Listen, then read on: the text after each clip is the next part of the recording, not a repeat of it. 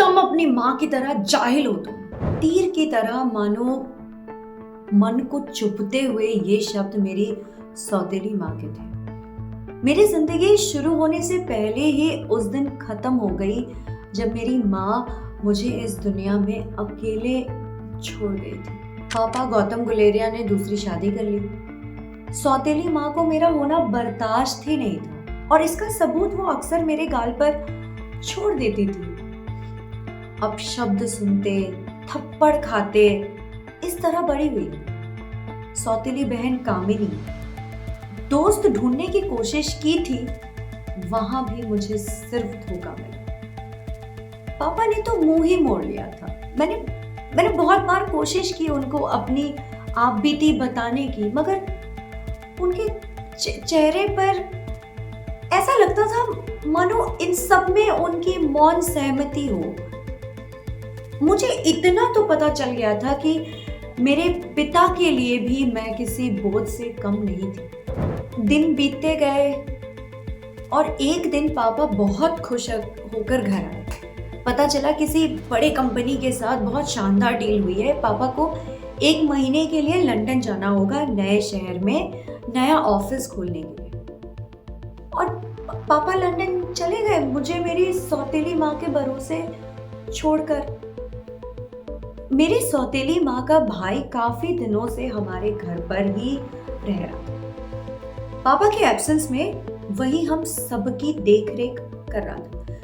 पर पता नहीं क्यों मुझे कहीं ना कहीं ये बात खटकती थी।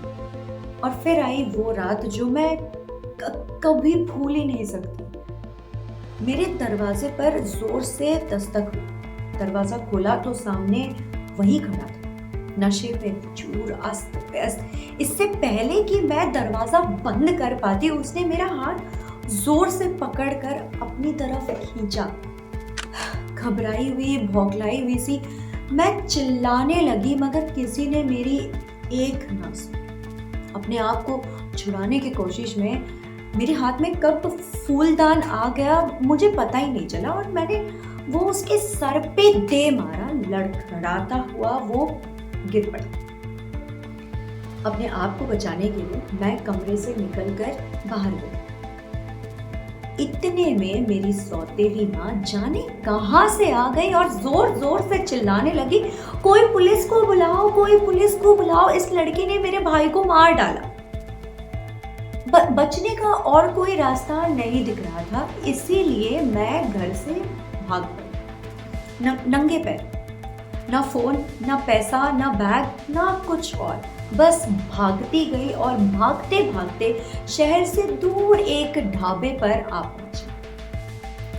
पैसों के नाम पर बस हाथ में पहनी एक चांदी की अंगूठी थी। सोचा यही देकर कुछ तो खाने को ले लूंगी।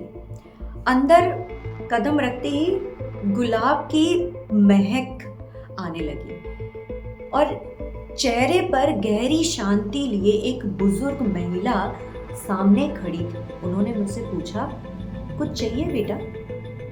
उनकी आवाज में कुछ अपनापन सा था। ऐसा लगा मैं इन पर भरोसा कर सकूं। मैंने किसी तरह डरते हुए जवाब दिया, बस चाय।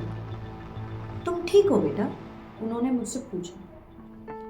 अपने आंसू छुपाए मैंने धीरे से सर हाँ में हिला दिया और तभी कोई अंदर आया। अधेड़ उम्र का वो व्यक्ति शक्ल से ही सज्जन लग रहे थे। उनकी बातों से पता चला कि उनका नाम विजय है और वही ढाबे की मालिक है, और जिन्होंने मुझे चाय दी थी वो उनकी पत्नी सुलेखा।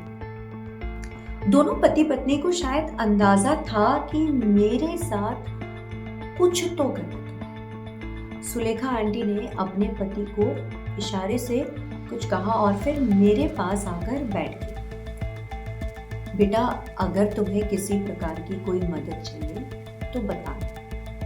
जाने क्यों तुम्हें देखकर मुझे मेरी बेटी याद आ गई, कहकर आंटी रो गई। पुराने जख्म खुरदना मुझे सही नहीं लगा, इसीलिए मैंने उनके बेटे के बारे में नहीं पूछा। पर बहते आंसू और विजय अंकल की आंखों से मुझे लगा कि मेरी ही तरह शायद वो भी जिंदगी से जूझती है। मैंने धीरे से सुलेखा आंटी को कहा, मुझे काम की तलाश है आंटी, आपके यहाँ कोई भी छोटा मोटा काम कर लूँगी, बर्तन, झाड़ू, साफ सफाई, कुछ भी, बस रहने को जगह चाहिए।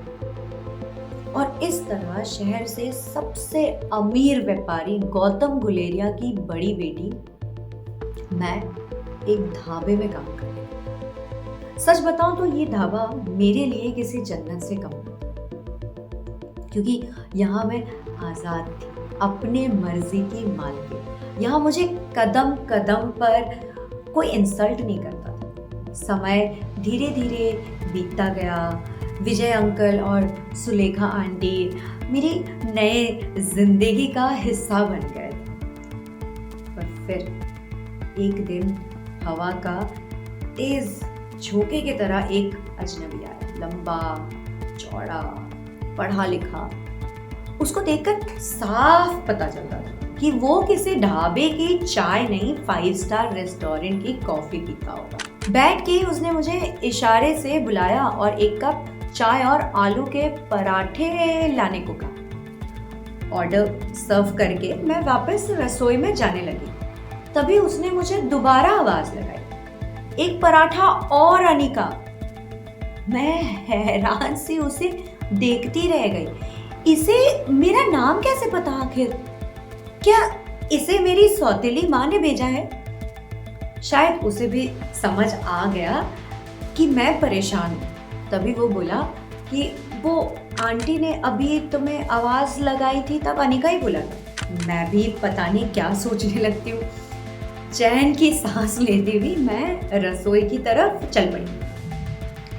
सुलेखा आंटी से पता चला उसका नाम रोहित मारवा है और वो सच में बेहद अमीर घर का लड़का है।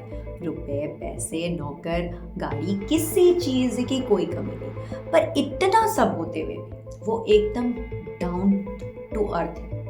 आंटी ने बताया रोहित अक्सर यहाँ आलू के पराठे खाने और चाय पीने आता है। शहर से दूर, भीड़ से दूर, उसे यहाँ की शांति पसंद आती होगी शायद।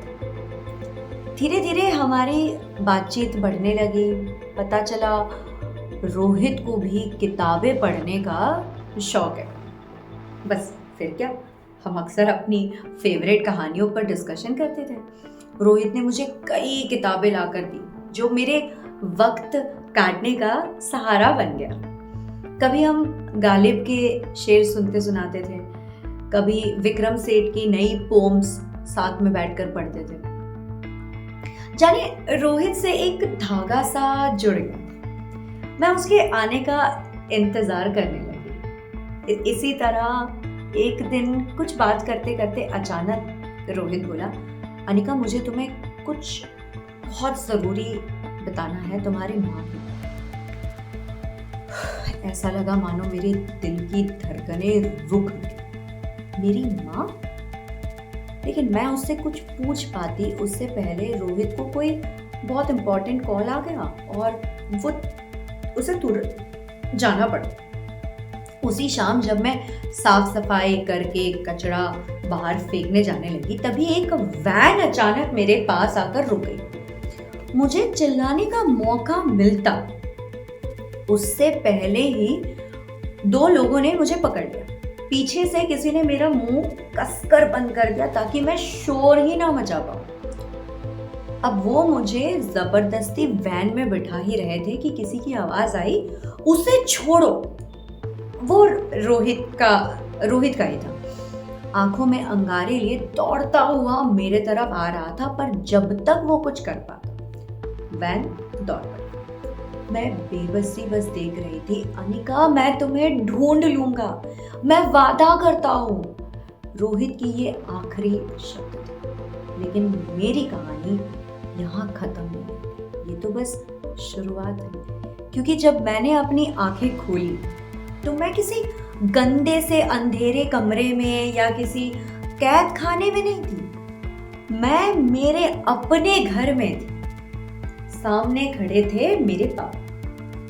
ये सब तुम्हारी माँ से शुरू हुआ है अनिका। ना उसने मुझे तकलीफ देने में कोई कसर छोड़ी और ना तुमने। तुम अपनी माँ को जैसा समझती हो वो उससे बहुत अलग थी।